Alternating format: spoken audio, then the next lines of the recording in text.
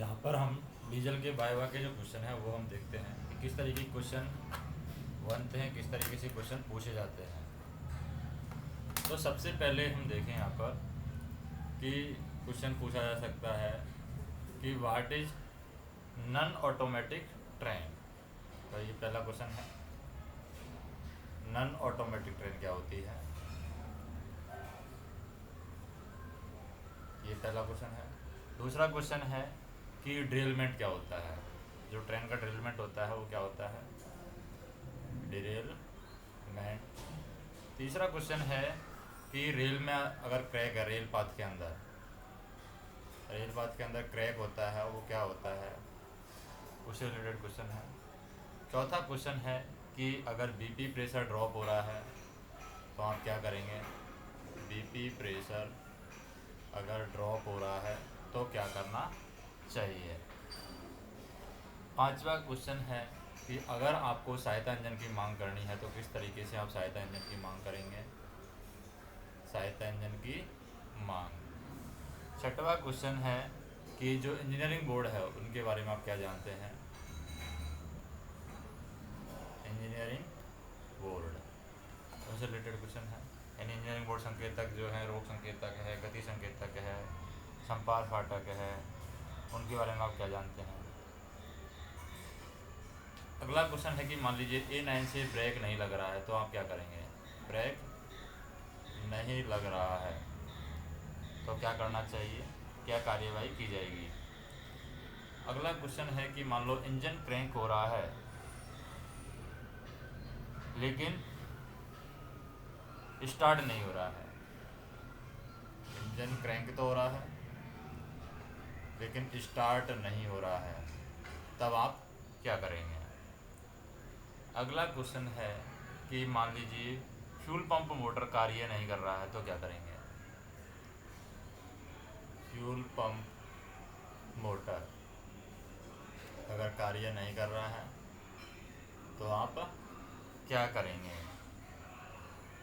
फिर अगला क्वेश्चन आता है कि स्टार्टर और एडवांस स्टार्टर सिग्नल में अंतर क्या है, starter and advance starter signal में डिफरेंस, क्या डिफरेंस है दोनों के अंदर। फिर अगला क्वेश्चन आता है कैप चेंजिंग, कैप चेंजिंग का प्रोसीड्यूर क्या है, किस तरीके से कैप चेंज किया जाता है, और अगर कैप चेंजिंग में से लीड एंड ट्रेल जो MU2V करते हैं अगर वो नहीं करते हैं तो क्या होगा। अगला क्वेश्चन है कि जर्क क्या होता है, जर्क जो रेल पथ में जर्क आता है या लर्क आता है वो क्या होता है। फिर है कि इंजन को स्टार्ट यानी ट्रेन को स्टार्ट करने के लिए तैयार करना, ट्रेन को स्टार्ट करने के लिए तैयार किस तरीके से किया जाता है, क्या क्या चीज़ें चेक करनी होती हैं वो हम देखेंगे। और कंट्रोल कंसोल रिसाइकिल करना, वो क्या होता है, control console recycle, control console recycle उसके बारे में है। और पावर ग्राउंड क्या होता है, पावर ग्राउंड, पावर ग्राउंड। तो इस तरीके से क्वेश्चन है जो कि वाइवा के अंदर पूछे जा सकते हैं।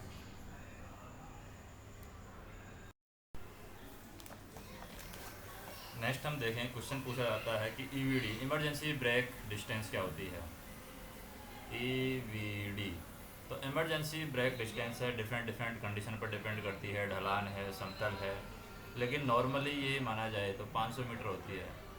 यानी हम कह सकते हैं अगर गुड्स ट्रेन है यानी पैसेंजर है तो 500 मीटर के आसपास, या हम कह सकते हैं जो नॉर्मल ब्रेकिंग डिस्टेंस है, नॉर्मल ब्रेकिंग डिस्टेंस गुड्स की 1400 मीटर होती है और पैसेंजर की 500 मीटर होती है, लेकिन इमरजेंसी ब्रेक डिस्टेंस है वो 500 मीटर के आसपास होती है। तो यहाँ पर गुड्स की 1400 मीटर है और पैसेंजर की 1000 मीटर है, 1000 metre normal braking distance, normal braking distance है, गुड्स की 1400 मीटर होती है और पैसेंजर की 1000 मीटर होती है समतल के अंदर, और इमरजेंसी ब्रेक डिस्टेंस है ये 500 मीटर के आसपास होगी। नेक्स्ट हम देखें कि जो सिग्नल के एस्पेक्ट होते हैं, जैसे ये कोई भी सिग्नल है इसके 4 एस्पेक्ट हैं, 4 एस्पेक्ट में ग्रीन कब दिखाएगा और येलो कब दिखाएगा। जब डबल येलो दिखाता है, डबल येलो, ये दोनों सिग्नल हैं वो डबल येलो दिखाए जाएंगे, एक ऊपर वाला और एक ये वाला, ये डबल येलो दिखाए जाएंगे, डबल येलो। और अगर सिंगल येलो दिखाना है तो सिंगल येलो में ये वाला येलो दिखाएगा, सिंगल येलो। यानी हम कह सकते हैं इस तरीके से, अगर सिंगल येलो दिखाएगा तो इस तरीके से दिखाएगा, डबल येलो दिखाएगा तो इस तरीके से दिखाएगा। अगर ग्रीन दिखाना है तो ग्रीन कौन सा सिग्नल दिखाएगा, ग्रीन हमें दिखाएगा ये वाला पोर्शन है, ये ग्रीन दिखाएगा। अगर ये दिखाना है, सिर्फ ग्रीन देना है तो ये वाला सिग्नल दिखाएगा। और अगर रेड दिखाना है तो रेड वाला पोर्शन हमारा, ये पोर्शन है, ये रेड दिखाएगा, ये वाला पोर्शन है। अगर इसके अलावा सिग्नल दिखा रहा है कुछ तो उस सिग्नल को हम डिफेक्टिव सिग्नल मानेंगे। तो ये भी हमें पता होना चाहिए। नेक्स्ट हम देखें कि बैक वाइंडिंग के बारे में। ब्रेक वाइंडिंग के बारे में पूछा जाता है। ब्रेक वाइंडिंग, ब्रेक वाइंडिंग क्या होता है, ये व्हील स्लिप की वजह से फ्लैट टायर अगर हो जाता है, व्हील स्लिप जैसे होगा तो व्हील स्लिप की वजह से क्या हो सकता है, फ्लैट टायर हो सकता है। और फ्लैट टायर की वजह से क्या हो सकता है, ब्रेक वाइंडिंग हो सकता है। तो यहाँ पर हम देखें जैसे कि व्हील स्लिप की वजह से फ्लैट टायर की प्रॉब्लम आ जाती है। और फ्लैट टायर है, जो कोच हैं, कोच में तो फ्लैट टायर हमारा परमिसेबल वैल्यू है 50 mm, और जो इंजन है, इंजन में परमिसेबल वैल्यू है 50 mm कोचिंग वाले में। लेकिन गुड्स में जो है, गुड्स फ्लैट टायर की परमिसेबल वैल्यू यहाँ पर बताई गई है। नेक्स्ट एक क्वेश्चन आता है वाटर लेवल के बारे में। क्वेश्चन आता है वाटर लेवल के बारे में, पूछा जाता है कि वाटर लेवल में जो फॉल्ट आता है वो किस तरीके का फॉल्ट आता है। वाटर लेवल, तो वाटर लेवल दो तरीके का यहाँ पर लीकेज होता है वाटर लेवल में। एक तो एक्सटर्नल लीकेज होता है, एक्सटर्नल मतलब बाहरी, और एक इंटरनल लीकेज होता है, यानी अंदर से कोई प्रॉब्लम। तो एक्सटर्नल जो लीकेज होता है, एक्सटर्नल लीकेज दो कंडीशन पर आता है। पहला तो यहाँ पर 8th नॉच पर आएगा। 8th नॉच पर जो स्पीड होती है 1050 RPM, और दूसरा फर्स्ट नॉच पर आता है। फर्स्ट नॉच पर स्पीड जो होती है वो होती है 4 के आसपास। अब इसमें क्या होता है कि वाटर लेवल का जो गेज मीटर होता है जिसमें वाटर लेवल देखते हैं, उसमें इंडिकेशन इस तरीके से होता है। एक तो हेल्दी कंडीशन में होता है मैक्सिमम और मिनिमम, इन दोनों के बीच में रहना चाहिए, मैक्सिमम और मिनिमम के बीच में। अगर इसका इंडिकेशन लेवल अगर हम देखें तो ये मैक्सिमम मिनिमम को भी दो में बांटा गया है, मैक्सिमम हाई एंड लो, और मिनिमम को भी हाई एंड लो में बांटा गया है। तो यहाँ जो मैक्सिमम हाई और लो के बीच में कब रहना चाहिए, जब हमारा इंजन बंद कंडीशन में है तब यहाँ पर लेवल रहना चाहिए कहीं पर, और जब हमारा इंजन चालू अवस्था में है तब यहाँ पर लेवल रहना चाहिए हाई और लो के बीच में। यानी नीचे वाला पोर्शन है इसके हाई और लो के बीच में रहना चाहिए। अगर हम देखें कि ल्यूब वाल्व में पानी मिला हुआ है तो इसका क्या संकेत मिलेगा हमें। ल्यूब वाल्व में पानी मिला हुआ है, इसका संकेत मिलेगा कि चिमनी से हमें सफ़ेद धुआं, चिमनी है, चिमनी से सफ़ेद धुआं निकलता हुआ मिलेगा, सफ़ेद धुआं। तो हम कह सकते हैं कि ल्यूब वाल्व में पानी मिला हुआ है। एक ल्यूब ऑयल का लेवल भी बढ़ जाता है, जैसे कि हमने इंजन को स्टार्ट किया, ल्यूब ऑयल का लेवल इतना है मान लो, लेकिन इंजन चलने के बाद भी जब हमने दोबारा से ल्यूब ऑयल का लेवल देखा फिर भी इतना ही है, इसका मतलब ल्यूब ऑयल कम नहीं हुआ। ल्यूब ऑयल कम नहीं हुआ मतलब इसमें वाटर मिल गया है, और वाटर जो है वो नीचे की साइड स्टोर हो जाएगा और ऑयल है वो ऊपर की साइड स्टोर हो जाएगा। तो जो यहाँ पर क्या लगा होता है, स्ट्रेनर। अब ये स्ट्रेनर है, नीचे से पानी को ले लेगा, और ये स्ट्रेनर ऑयल की जगह क्या कर देगा, सिस्टम में पानी को सर्कुलेट कर देगा, और उसकी वजह से सिस्टम में फेलियर हो जाता है। तो इससे भी हमें ये ध्यान रखना है कि ल्यूब ऑयल के अंदर पानी मिक्स नहीं होना चाहिए। नेक्स्ट हम देखें डेड लॉको को एनर्जाइज करने की क्या कंडीशन होती हैं। डेड लॉको के बारे में पूछा जाता है, डेड लॉको। तो डेड लॉको अगर इसके बारे में, डेड लॉको को एनर्जाइज करने से पहले जो उसमें डिफेक्टिव बुक है वो पढ़ेंगे। डिफेक्टिव बुक में क्या दिया गया है, डिफेक्टिव बुक पढ़ के डेड लॉको को स्टेबल कर देते हैं। लेकिन अगर डेड लोको HHP लोको है और उसको बंद किए 48 घंटे से ज़्यादा बंद है, यानी 48 घंटे हो गए हैं बंद किए, तो 48 घंटे से ज़्यादा बंद है तो उसे हमें चालू नहीं करना है।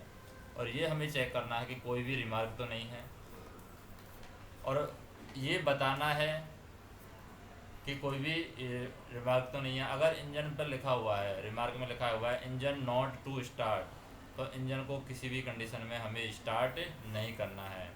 रिमार्क में टाइम, डेट और साइन होना चाहिए। अगर कोई रिमार्क लिखा हुआ है तो रिमार्क में जब भी हम साइन करते हैं तो उसमें टाइम के साथ में डेट भी, यानी डेट के साथ में टाइम भी हमें मेंशन करना है। और एक होता है TOC। TOC होता है taken over charge, taken over charge. एक होता है HOC, HOC होता है hand over charge, hand over charge. अब बात करते हैं कि ACP होने पर हमें क्या कार्यवाही करनी चाहिए। अगर गाड़ी में ACP हुआ है, यानी पैसेंजर ने गाड़ी में इमरजेंसी ब्रेकिंग की है, तो गाड़ी की स्पीड को कंट्रोल करना चाहिए, 20 की mph स्पीड हो जाएगी, और हमें गार्ड को सूचित करना चाहिए, और जो भी कार्यवाही है वो हमें करनी चाहिए। अगर बार बार किसी कोच में ACP हो रहा है तो उस कोच को हम आइसोलेट कर सकते हैं। आइसोलेट करके हमें यहाँ पर गार्ड को, RPF स्टाफ को, TT इनको बताना होता है। RPF स्टाफ को भी बताना होता है और पैसेंजर को भी बताना होता है कि इस कोच में क्या है, कोच को आइसोलेट कर दिया गया है बार बार ACP होने की वजह से। नेक्स्ट है, हमें हैंड ब्रेक के बारे में पता होना चाहिए। जब भी लोको स्टेबल करते हैं तो हैंड ब्रेक ज़रूर लगाते हैं, hand brake and wooden wedges ज़रूर लगाते हैं। अगर सेक्शन में लोको फेल हो जाता है तो लोको को स्टेबल कर सकते हैं, लोको को डेड कर सकते हैं। लोको ब्रेक अगर आइसोलेट हो जाते हैं तो हमें ये ध्यान रखना है कि लोको ब्रेक है आइसोलेट करने पड़े मान लो, तो हमें ग्रेडियंट पर लोको ब्रेक ज़रूर होना चाहिए। ग्रेडियंट है गाड़ी तो लोको ब्रेक होने चाहिए। लेकिन अगर हम बात करें शंटिंग के बारे में, शंटिंग में हमें पता होना चाहिए कि कौन सा शंट सिग्नल हमें दिया गया है। शंट सिग्नल के बारे में विशेषकर हमें ध्यान देना है कि शंट सिग्नल कौन सा हमें दिया गया है। और जैसे कोई गाड़ी है लोड पर, जैसे गाड़ी में इस तरीके से डिब्बे कनेक्टेड हैं इस तरीके से, तो जब भी ये डिब्बे कनेक्ट होते हैं तो स्प्रिंग जो स्लैग होता है, जैसे कि ये CBC के पास में जो स्प्रिंग स्लैग होता है उसका जो रेशियो होता है 6 इंच होता है। अगर उसको हम जब भी गाड़ी को स्टेबल करते हैं तो गाड़ी में पहले गाड़ी के ब्रेक लगाते हैं, पहले गाड़ी के ब्रेक लगाएंगे, उस गाड़ी का ब्रेक लगाते हैं तो इनमें खिंचाव आ जाता है। तो खिंचाव आने की वजह से क्या होगा, एक साथ लोड को ये लेगा 6 इंच का, तो गाड़ी को 2-3 मीटर हम बैक कर सकते हैं। किसके लिए, ये जो लोड है इसको बंच करने के लिए। लेकिन अगर मान लीजिए पीछे ढलान है इस तरीके से, तो हमें गाड़ी को बैक नहीं करना है, तो उसमें हमें पहले गाड़ी का ब्रेक लगाना है, उसके बाद लोगों को ब्रेक लगाना है, ये हमें ध्यान करना है। या फिर लोगों का ब्रेक लगाकर गाड़ी के जो ये लोड हैं इनको हम बंच कर सकते हैं। तो ये सारी चीज़ें हैं जो कि डीजल के वाइवा में या डीजल लोगों से रिलेटेड पूछी जा सकती हैं।